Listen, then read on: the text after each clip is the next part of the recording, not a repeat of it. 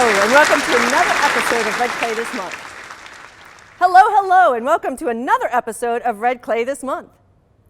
Hello, and welcome to another episode of Red Clay This Month. Wait a minute, didn't I just say that? Do you get it? It's a Groundhog Day joke. Oh, I really need new writers, don't I? Okay, moving on. Anyway, it's February, and it's an interesting month. It's a short month, despite the fact that this year is a leap year, and we get only 29 days, though. Here in Delaware, it's often a gray, cold, and windy month. Although the weather's not optimum, there are some great holidays and special days on which we can create our own sunshine.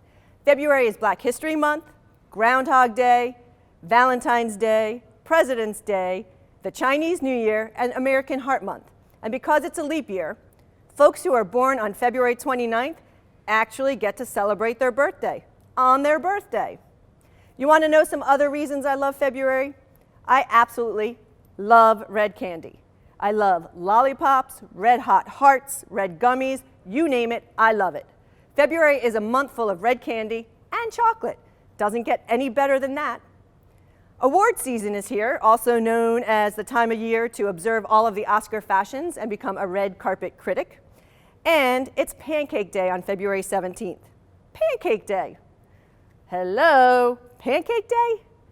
Well, we will almost definitely get a snow day, almost definitely. And who doesn't love a snow day?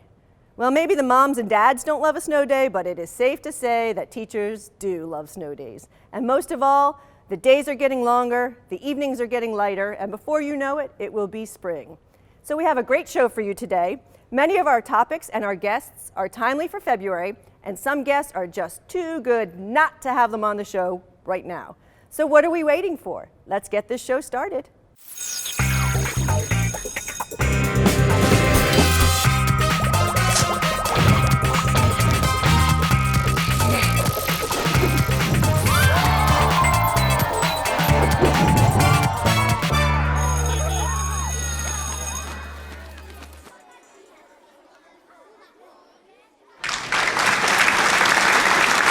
Hey there, and thanks for staying with us. You know, when someone says February, my first thoughts are about Valentine's Day and love. Something I love is all the good stuff that happens here in Red Clay. Did you know that actually the name of one of our favorite shows, The Good Stuff, airs right here on EDtv? Check it out sometime. Speaking of good stuff, Red Clay students from many of our schools participated in something called the Mikva Challenge. This program is grounded in the power of student voice. The Mikva Challenge develops youth to be empowered, informed, and active citizens who promote a just and equitable society. We are so excited to have with us today a couple of students and a teacher who were engaged in the challenge last year. So please join me in welcoming, from Cab Calloway, Dr. Michelle Morton, teacher, and students Ava Barton and Ivy Hoffman. Hi, thank you so much for being here. Thank you so much for coming today. Thank you for being here. Nice to meet you all. So, Ava, what is the Mikva Challenge? So the Mikva Challenge is it's really focusing on student voice and getting students' opinions to be heard. And really, what Ivy and I did was the Soapbox Challenge, which is facilitated by Mikva. Okay. And the Soapbox Challenge is basically students will create a 2-minute speech on issues that are in their community, and Project Soapbox really gives us a platform to voice our opinions. Excellent. So Ivy, how did you get involved in the challenge? My teacher, Dr. Morton, she told the entire class that we had to write a 2-minute speech about something that we were passionate about. So all the students did this in the class? Yeah, we all got the chance to do it, and then we all presented it in front of each other in classes, and it just built up from there. Were you nervous to present, or is that something that you do often in school? I was really nervous because I get stressed out talking in front of big groups and stuff, but I was also really excited because it gave me a chance to talk about something I was passionate about. Now, Ava, were you in the same class? No, we were in different. Yeah. We were in the same class? No. No, we were in different classes. Okay. Sorry. Yeah, we were in different classes. Both with Dr. Morton? Yes. Were there other teachers, Dr. Morton, who did this, or was this kind of an experiment in your class? It was an experiment for the 8th grade English class at Cab last year, so all the 8th graders did it. Excellent. So how did you decide, ladies, what to talk about on your soapbox? So it took me forever to figure out like my topic because there's just so many things I could talk about. But like at the end of the day, I just thought about things that I like feel the most strongly about, and for me that was reading. And so I wrote a speech about the magic of reading. Ava, what was your topic? I talked about the importance of net neutrality, and really before this, What is net neutrality? Net neutrality. So it's the idea that sorry, sorry, I'm really nervous. Okay, no worries. Net neutrality is the idea that internet service providers should give equal access to all sites and all content, no matter if it's like a big corporation or a small business. And actually, in 2018, when a year before I did the speech, it got repealed. It wasn't completely repealed, but 3 things were repealed: blocking, throttling, paid prioritization.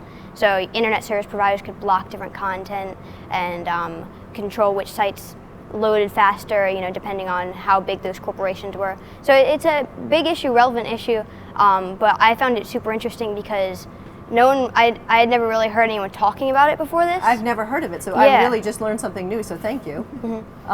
So how has it impacted you? Like, how has this experience impacted you? Well, for me, when we were actually started doing this, and we did this in-classroom speeches, we gave our speeches, and then from there the students voted, and then whoever got the most votes from their peers got to move on to the school competition. And I gave mine, and I didn't get enough votes to go on the school competition, which I was fine with, you know. But then during the school competition, we were filing into the auditorium, and everyone was getting ready to go, and Dr. Morton came up to me and was like, "Ava, someone dropped out of the competition. Would you like to do it?" And at this point, there was like 10 minutes before everyone was going on, and I was like, "Oh my gosh!" But I said yes, and I ran down into one of the classrooms, print out my speech, and then it seemed like a couple seconds I was up on stage giving my speech, and really, I think it impacted me like. It made me ready for anything. Really, it boosted my confidence a lot for sure, because I was like, wow, I did that. I ran up there and gave my speech in front of my whole school. I love that. I did that. Like, that's really good self-talk. Like, I did that, which means you probably can do anything. How did it impact you, Ivy? Well, it was like just the entire experience was really cool. Like Ava said, it was a huge confidence boost for me because I got to stand in front of all of these people and give a speech, and I didn't embarrass myself completely, which was really cool for me. And I got to meet a lot of people who were passionate about topics and intelligent people who I could talk to about different things. So it was cool to meet new people. Did your friends have the option of opting out, or was it something that everybody had to do in your class? Did everybody have to stand before their class no matter what their comfort level was? Yeah, so not for all of the people, it was a small group, so 20 or something people, but it was... Okay, and then the people who went on to the competition got the whole big group. Yeah. Well, wasn't it like when we had to present our speech to the class, but then whoever made it pass got to choose? Right, I didn't make anybody perform in the larger venue if they were so inclined, And that's how Ava's spot opened up. Somebody chickened out at the last minute. Okay. And I wonder if they have regrets and might do it the next time. They You just do. never know. You never know. So Dr. Morton, what role do you play in this challenge? I'm just really the facilitator. It's really nice and hands-off for me because the kids at Cab, they have lots of things that they care about passionately, and it's so wonderful to see that. Yeah, and I would say probably all kids have something that they're really passionate about. So to give them that freedom to just say, hey, you get to talk for 2 minutes about something, anything you want, and it has to be research-based. So there are some criteria. Yeah. It ties into our argumentation, and it's a nice bridge into the Holocaust unit, which we talk about how important voice is, right? Those people who didn't speak out when things were so bad. And so these kids hopefully learn, I can do something. So did you get involved? Did you raise your hand and say I'm in, or were you kind of voluntold you're in? Oh no, I raised my hand and said Excellent. I'm in, yeah. And how did that come about in our district? Miss Golder and I used to work together both at Cab before she moved into district, and we had actually done a little bit of research into it because it's such a seamless transition in the 8th grade curriculum at Red Clay, and the information on Mikva Challenge is very, compelling stuff. They work in the inner cities. You see all these kids in DC being empowered in Chicago, and it was so beautiful to watch. It's kind of hard not to say, hey, we should give our kids this same chance. And so, and we're as educators all about giving kids opportunities Absolutely. that they might not otherwise have. So that's fantastic. Is this something that we hope to do every year, or was this like a one and done? No, not for me. I really loved the whole concept of it. I think the kids got a lot out of it. So this year, I'm no longer the 8th grade English teacher at Cab. My role has changed, but I am pushing into a 7th grade English class, and that teacher has decided that he's interested. So we're going to run it in 7th grade this year instead of 8th grade. Okay. And so, what did you see as the benefits for not only Ava and Ivy, but all your students? Yeah, I think the self-confidence thing was huge. Before we actually got up in front of the class and spoke, we did instant speeches just to get them sort of like to get over those jitters in the smaller groups, and the kids really liked those, and they were fun. They were like our brain breaks. Yeah, What you guys? They were like extemporaneous speeches where we at the start of it all, we wrote down topics. She's really smart. Yeah. They're both really smart. I competed in an event in it for another club at Cab Calloway. But at the beginning of all, we wrote down topics on a little slip of paper, and then we put them all in a hat. And when our name was drawn and you called us up, we had to go up there, look at the prompt that we had, and then just give a speech on it. What's an example of a prompt that somebody picked out of the hat? Ivy, do you remember any of them? There were some crazy ones. Some of them were. Yeah, some of them were funny, and others were very serious. There was one, like, why you shouldn't go vegetarian. Yeah. So somebody had to just, like, argue why you shouldn't go vegetarian. I know why, because then you couldn't eat a cheeseburger. There you go. Say no more, I don't even need 2 minutes.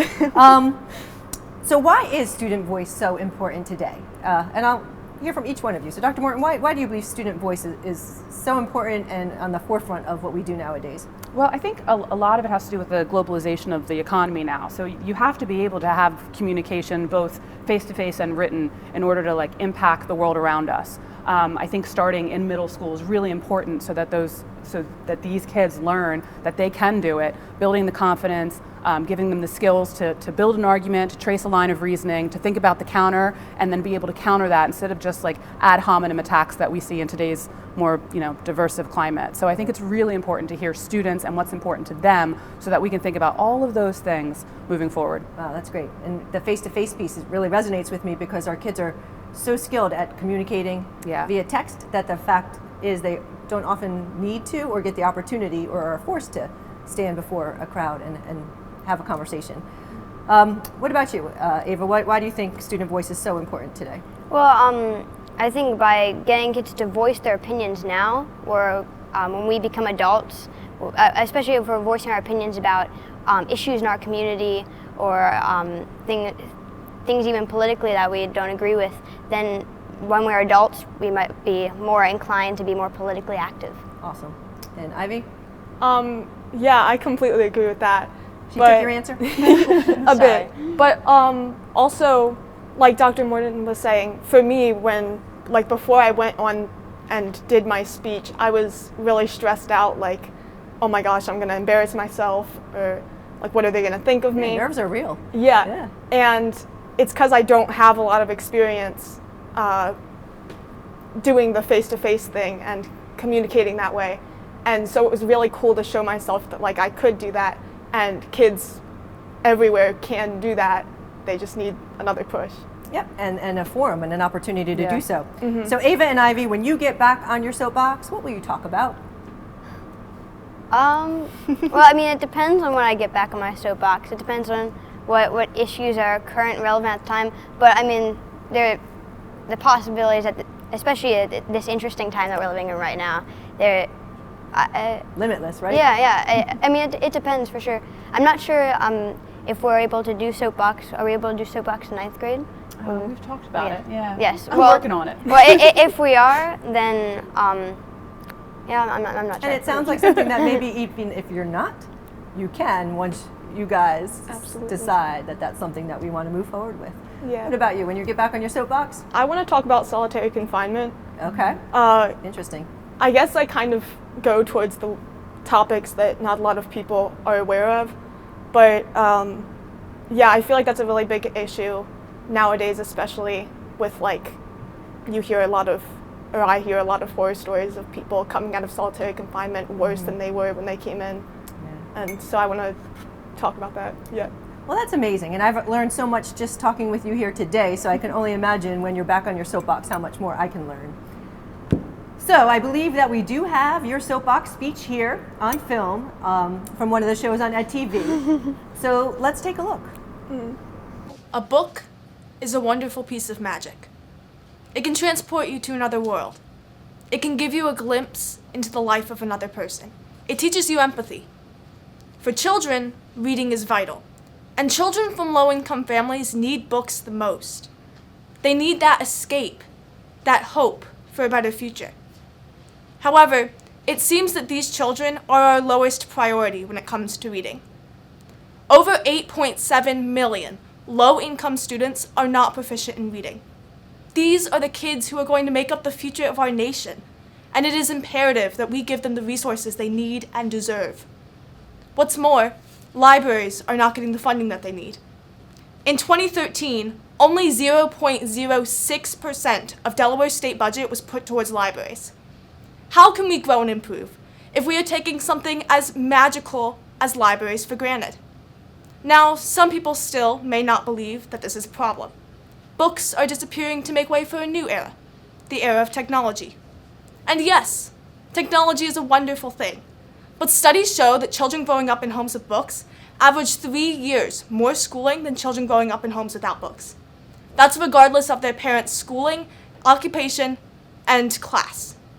This shows how magical it is to even just have books in your home. In addition to this, a study done by the Reading Agency shows that reading can reduce anxiety and stress, increase self-esteem, and even reduce symptoms of depression. It's magic. So, now that you know the problem, here's what I need you to do. Support organizations such as Reading is Fundamental or Room to Read by donating or volunteering. But most importantly, read. By reading to the children in your life and encouraging them to read, we can move towards a stronger, better tomorrow. You know when you're trying to watch a video online and it takes forever to load? This is not always because of your bandwidth. It could be because of the lack of net neutrality. Net neutrality is the idea that internet service providers should give us access to all sites and content, regardless of whether it's a big company like Facebook, Google, Amazon, or a small business like Joe Bob's Pizza down the street. Net neutrality was repealed by the FCC, or Federal Communications Commission, on February 22nd of 2018. Although they did not get rid of net neutrality completely, they repealed 3 rules: blocking, throttling, and paid prioritization. This means that our internet service providers, or ISPs, can block any content that they want to. It also allows ISPs to slow the transmission of data or throttle depending on what the content is. Finally, the repeal allows big established corporations to squash small businesses by paying ISPs to promote their sites and have them load faster, while making sites of small businesses load slowly. This means that big companies stay big, and when competition comes their way, they can easily crush it. But hold up. Why does the government want to repeal net neutrality? The internet was created as a free, open space to give and receive information. But major corporations have great lobbying power within our government, and often there's a quid pro quo happening. Could that be what's going on here? Maybe. Is getting rid of net neutrality good for the consumer? I'm not sure, but it certainly doesn't sound like it. I guess it all depends on where you sit. Are you board chairman of FCC? Then maybe. Are you a major shareholder of a large cable company? Then yes, definitely. But what if you're a small business owner just trying to get by? Small businesses need to succeed. Not everyone wants to be working for a major corporation. To find out why the FCC is against this, go to fcc.gov. To find out why we should have net neutrality and what you should do to bring it back, go to EFF.org. If you have a strong opinion, please contact your state representative and let them know what you think. Awesome. I love how passionate both of you are. So thank you all for being here today, and congratulations to both of you. I'm confident that your capacity to influence others will do great things, will help to do great things in this world. So stay right here, because when we come back, we have another very special guest.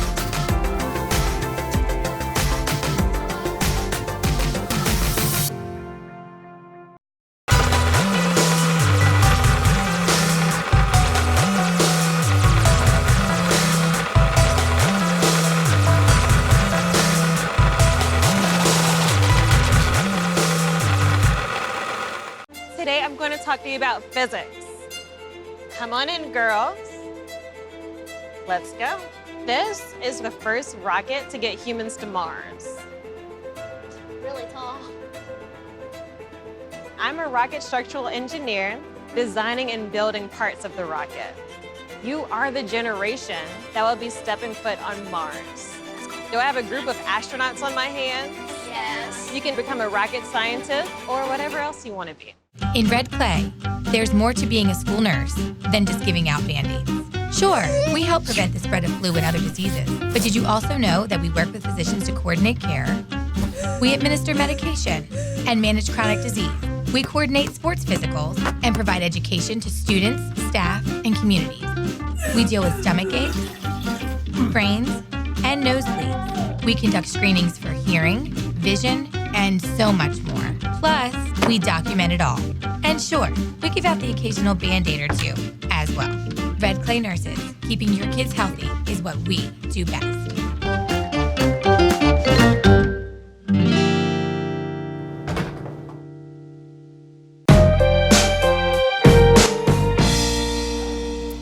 Welcome back. You know, Red Clay School District is such a great place. And one reason is because of the strong and involved communities in which our schools are located. The community shows us so much love through its support and contribution. Heck, even EDtv is on the airwaves because of the community. So it only makes sense to meet some of these special individuals. So please welcome to the stage Gwen Angalet and Henry Smith. Hi. Hi, Amy. Hi, Gwen. So nice to Nice see to you here see you. today. Henry, Hi. thank you for being here today. Have a Nice to meet seat. you. Have a seat. So tell me a little bit about the work that you do for the community first, Gwen, and then we'll move over to Henry to hear about his perspective. Okay. Well, I've been involved in the Wilmington community for a very long time, involving children's services. Most recently, I've been working with the Wilmington Community Advisory Council. And Henry got me involved with the council when it first started back in 2016. And that's really been not just a work that I do, it's become my passion in terms of helping that council to do what it really wants to do in terms of preventing youth violence, promoting positive youth development, and really helping build stronger, more resilient communities, better places for our kids and families to grow up. Excellent. Henry, what about you? What is your work on the council? I currently serve as co-chair of the council. I've been involved with the council since its beginning. Mm-hmm. We started following a report from the Centers for Disease Control that came into Wilmington back in 2013 to look at gun violence in Wilmington. And one of its recommendations was the establishment of an advisory council, which I initially chaired, and I'm back co-chairing it right now. And so what are some of the goals of the council? The big result that we're looking for is to focus on young people who live in 3 zip codes in the city of Wilmington. 19801, 19802, and 19805. And we want these young people to grow up as healthy, resilient individuals, away from violence. Absolutely. But not just away from violence, but to really enhance the opportunities for them to live the most productive lives that they can. So my next question is going to be somewhat redundant because I understand, I think, but why are you so passionate about this work? Well, to coin an often used phrase, our future are our children. 100%. And if we don't invest in our children, then what does that mean for our society as a whole? And if we truly want to have a civil society, our young people have to have the support that they need to be able to learn and grow, and then turn around and raise a healthy children in the future. Right. So that's really at the heart of it. Right. How long have you been active in this kind of work? So you said a very long time. Very long time. Very long time. Henry, also very long time? Very long time. Gwen and I met when we both worked at the Delaware Children's Department. So we've had a long-standing interest in children, and I've been involved in several civic activities associated with children. A while back, an organization called Dare to Care, where we focused on children living in the 5th Councilmanic District of Wilmington. I continue to be involved with the Peter Spencer Family Life Foundation, which has a primary focus on young people. And I'm also involved with the West Side Grows Together, and one of its 5 pillars is children. And so any activity associated with enhancing the welfare of children, count me in. So do you work directly with students or children, or kind of what is your connection to kids? I see that all the work is centered on kids, but are you actually directly the Wilmington Community Advisory Council does not operate programs directly. Okay. What we do is we work with organizations that work with children. Okay. And those organizations would include schools. They would include community organizations. And so we try to really encourage those organizations to work in a coordinated, cooperative fashion, again, focused on better outcomes for children. Do you work directly with any of our Red Clay schools? I think our most direct connection with Red Clay Schools is through your superintendent, Darrell Green. Darrell has been a champion for our work since the very beginning. And he's really helped us to make sure that the work we were doing was really aligned with the direction that was going in the schools and align that with the community. So our work around trauma-informed practice that we're doing with community organizations was really informed by the trauma-informed practice work happening in schools. When you say, so I was thinking as you were speaking to me that we do absolutely share a common vision, you know, about working with our young people. The young people are our future. So what is your vision for the outcome of your work? We want this work to be sustained. Okay. And one of the, I shouldn't say one of, the most essential means by which this effort can be sustained is to have healthy institutions that work directly with children. The Wilmington Community Advisory Council certainly will have its time and place in this enterprise, but it's those entities, including schools that work with children, that's going to allow this work to be sustained. I think the other part of that is really breaking down the silos. You know, getting people to really work together. And if you could talk about an analogy for the council, we're sort of like the glue, the connector, to try to really forge those partnerships. And usually when we bring people together, people start talking to each other, then they find something they can work on together. Then all of a sudden the trust builds and the silos start to melt away. And that's part of the success for us, is being able to do that. That's such an excellent point, because I know there's so many organizations and agencies that want to work with the schools, and connecting the dots is often the hardest part. So having the glue is critical. What are some of the impacts, the positive impacts you've seen from your work? Any outcomes yet? Well, I guess the outcome that really sticks out most in my mind right now is about 2 weeks ago, we trained 55 people to really be able to spread the messages, the information around trauma-informed practice. And they now are prepared to go out and train other folks and other organizations. And that was a partnership with the Department of Education, the Kids Department, Department of Health and Social Services, and United Way and the Council.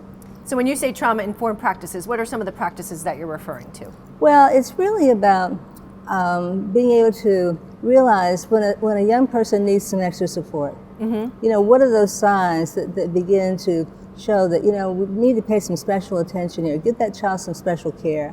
And then once you recognize those signs, where do you go for help? If you're a person in a school, you know, who are the organizations you should call, you know, to help make that connection for that young person, and do it in the context of their family. Right.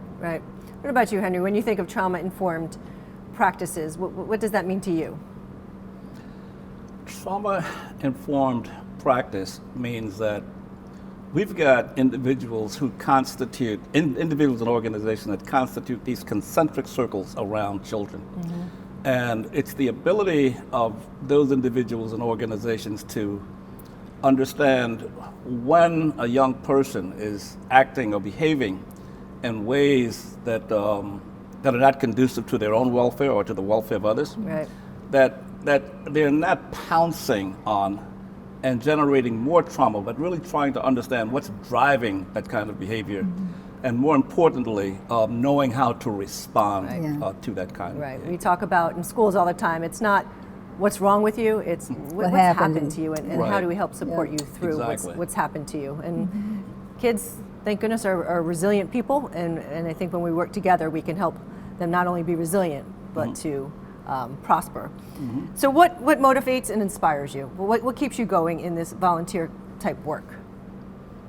Well, for me, one of the things that we are working really hard to do is to ensure that we have young people and families involved in our council. And so when I have an opportunity to sit down with a young person and hear how they see the world and the ways that they feel things can be fixed, I get inspired. And all I want to do is say, okay, let me help you do that. Right. Because they're so smart and so talented, and they've got great ideas. They just need a little help to put those into practice. We talk about student voice in our district all the time, that we have oftentimes adults making decisions and deciding programming without ever hearing input from a student. And so we're very focused in our district on student voice, what they need, what they want, and what's important to them. And I think that voice is critical to hear. So that's good stuff. So what advice would you give someone who would like to become more involved in their community but really doesn't know how, and even in the framework of what you do? How can somebody become involved and work on your common mission? Give us a call. Give you a call? That would be a really great start, and we could certainly make that information available. And what role would they have? So let's say somebody did call you and say, you know, I want to become more involved in supporting students, particularly in the city of Wilmington. What responsibilities would I have, and what would I need to do? What we would do, first of all, is invite them to come to one of our meetings. Okay. You know, we meet the second Tuesday of most months at 3 o'clock at Howard High School. Okay. You know, after school, when they could come and just learn about the council, and then we would get to know them. And then we might plug them into, we have some working groups to see which working group they might, let's just say that they really are a champion around policy. They're very concerned about policy right. in the realm of education or what's happening with our young people. We have a policy advocacy working group. We would plug them in there. Okay. What we would try to do is see what their passions are, what their interests are, and then help them make that connection. Right, but I think we all do have a common passion around children. So that's good stuff. Is there anything else that you'd like to add that I haven't asked about? I'm sure what you do is so important, and I don't know that I've touched on everything. Is there something that I haven't asked about that's critical for people to know about what you do in your work with the CAC? I'll say this. We were established as an advisory council at the beginning of 2016.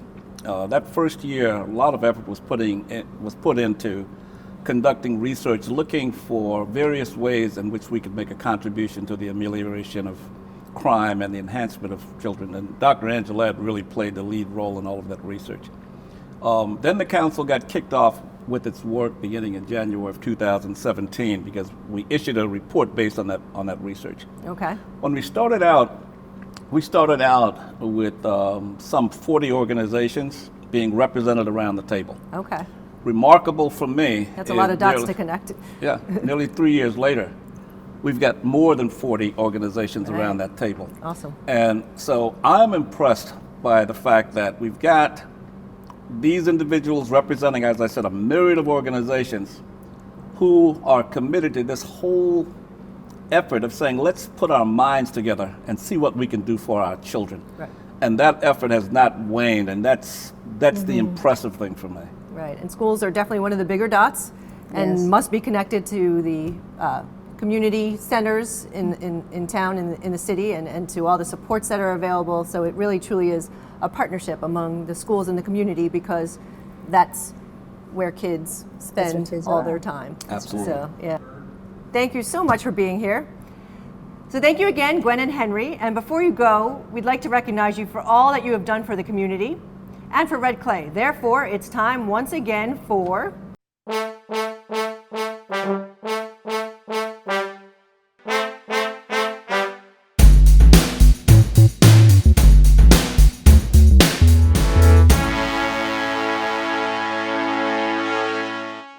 That's correct. It's time for the Red Clay This Month Good Apple Award.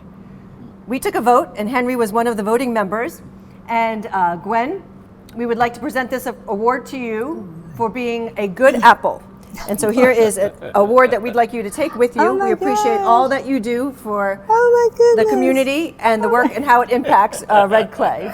Oh my gosh, that is so cool. Yeah, and we're so thrilled that you're here and that you're so deeply involved in the work of supporting kids in the community. Well, I will cherish this. Awesome. This is very cool. Thank you. Thank you. Thank you. Stay right there, ladies and gentlemen, because we still have one more segment to go, but lots more to do.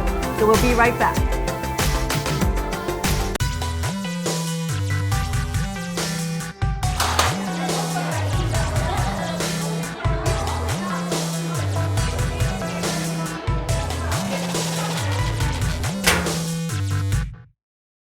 You're looking at me in the future. Okay.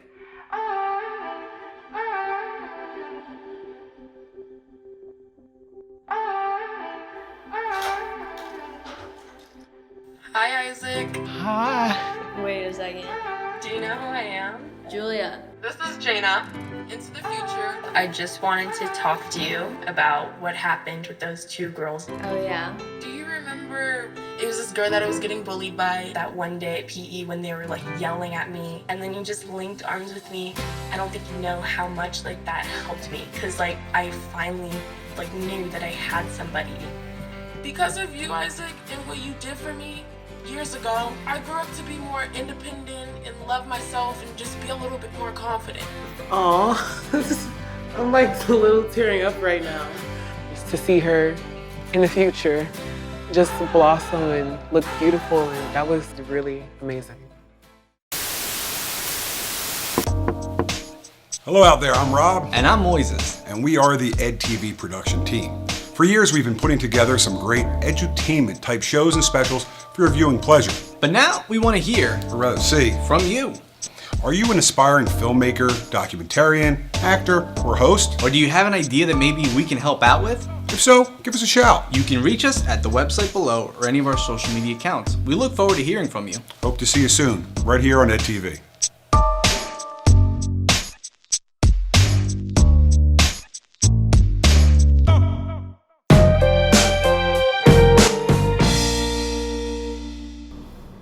Welcome back to Red Clay This Month. One of the more important aspects about February is a celebration of Black History Month. In Red Clay, we take pride in celebrating all of the incredible people who accomplished so much for so many. Whether it's in literature, science, math, the arts, or what have you, this month means so much to our community and to our students. Almost daily, you can walk through our schools and hear discussions, see performances, attend assemblies, and you can even watch the many videos that air right here on EDtv. As a matter of fact, our next guests come from Warner Elementary School, and they did something very special last year. They, along with other students, helped to make a video for Black History Month, and that video won an Emmy Award. So please welcome the Emmy Award-winning teacher from Warner Elementary, Kasmira Cade, and student Devon Johnson.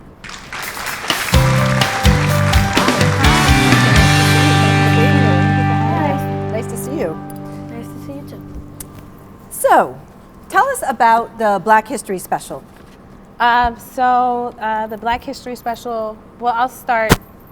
I'm at Warner Elementary School, and our demographic is over 90% African American. So we really felt like we had a responsibility to focus on Black history for the month of February. Mm-hmm. So a few of us, co-workers, our colleagues, our teachers got together and put a committee together, and we said that we wanted to take parts of a month-long show and divide that up to each of us. So there were smaller videos associated with the larger video, but we came together and we were thinking of, at first, some type of skit or a play. Okay. And one of our teachers, Miss Roberts, actually found a story called A World Without Black People by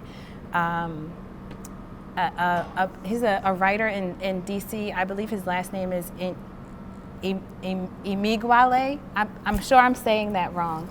But we found the story and we decided, you know what, that looks like a great script. We'll ask EDtv for suggestions to make it into a really nice Black History project. So from the idea until the final product, how long did that take? I think we had the idea that January. So like the middle of the January, the idea hit us, and it was only a few weeks. It was like a really quick turnover. Right. A lot of us teachers were like scrambling around to pull children to be a part of it, which was fun. But it was a really quick turnover, yeah. It's incredible what a group of committed adults can do for students. Absolutely. So what role did you play in the video? And I don't mean like, were you the star, but what role did students in general play in making this video? Us as students, we played the part of holding pictures to show what Black History Month person is there who created something to help us out. Do you remember any of them? One that you can share with us? Putting you on the spot here. I love your thinking face. Let's see. Appropriate wait time. Miss Cade, can you help him out? Yeah. Do you remember the filament light bulb, right? There was the iron. That was one of them. There was... Were there surprises, things that you didn't already know before making the video? Did you learn? I learned that someone created an iron, and I thought somebody from a company did that. Okay, so but I never knew it was a black person who created that. Okay, so what impact did it have on Warner School, do you think, this video? I think that it really exposed Warner Elementary School in such a positive light. Right, yeah, and it really helped some of the students who were involved in the project to see that there's more than just Warner and Wilmington, and I think that was really the largest impact for me personally, as the one of the teachers who was involved in this, because at Warner we really want our students to know that there's we want them to have a larger world view. Right. So learning about inventors who they never knew, hey, this is the traffic light, or the toilet, are everyday things that people don't really think about. Black people invented. Right, and sometimes I think we put lids on kids, and I think this showed that you can do or innovate or create, and it doesn't matter who you are or what you look like. Yep. That you have the capacity to do something great, and I think that's a great message. So what did you enjoy most about the project, each of you? So Devon, what did you enjoy about the project? I enjoyed that a lot of us black people and Puerto Rican and Hispanic came together, and we all agreed on something that was very responsible of us. So all the students in your school agreed and worked together? Yes. That's fabulous. What about you, Miss Cade? I would agree with Devon. I enjoyed the collaboration of it all. The all of us teachers, we came together, and to be honest with you, we bonded more, as a staff, and collaborating with EDtv. It was really an enjoyable and a meaningful experience for me. Right, and with an incredible end product. And so how does it feel to be a part of an Emmy Award-winning project? Very good. Yeah, I'm sure.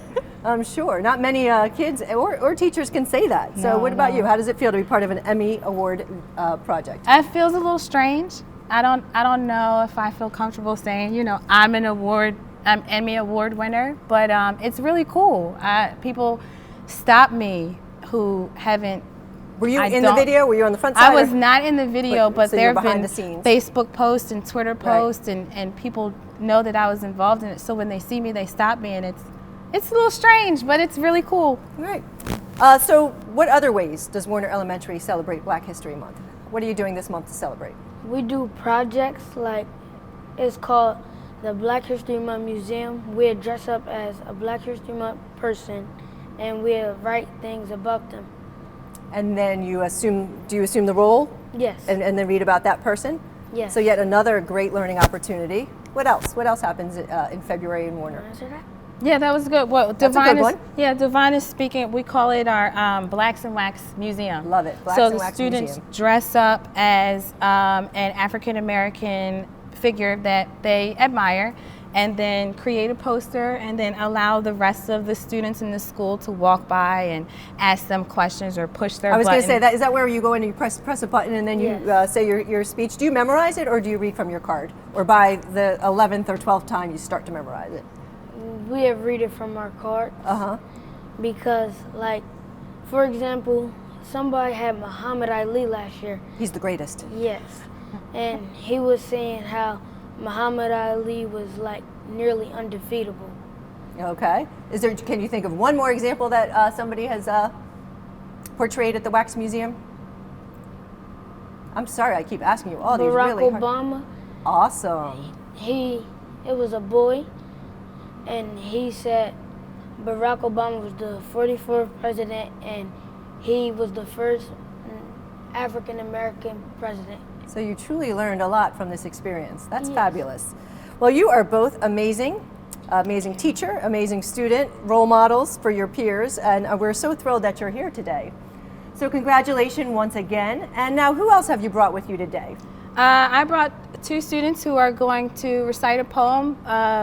Gakyrah Clark, who is a 5th grader at Warner Elementary School, and Alkirah, who is a 4th grader here well, I'm so excited to meet them. Mm-hmm. Hold Fast to Dreams by Langston Hughes.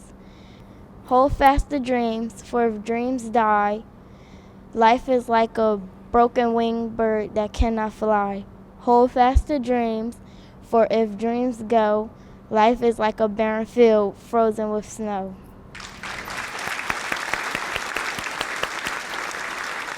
This is an excerpt from a poem by David Caldwell.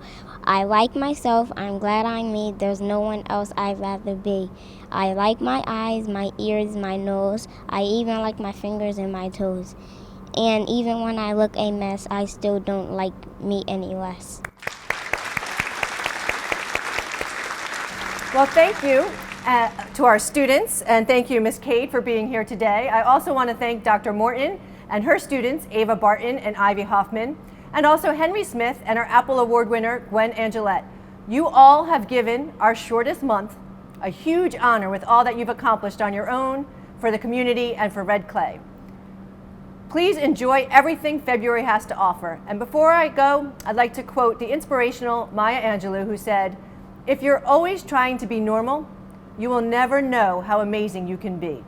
Thank you for watching, and we'll see you next time.